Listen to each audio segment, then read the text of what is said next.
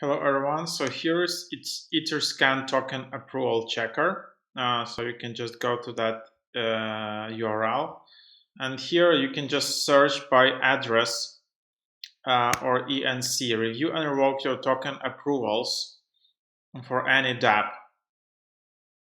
For more information, check out our knowledge base article. So I don't know, I can just enter some ENS address,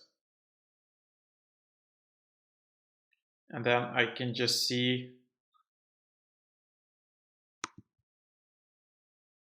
all the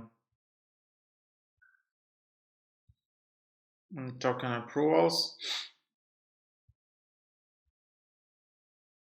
and then I can just try to connect the address owner's wallet to revoke approval. So then I can just do that and try to revoke that approval. So yep, here is something. It says 013 at risk, and then you can see all the different blockchains.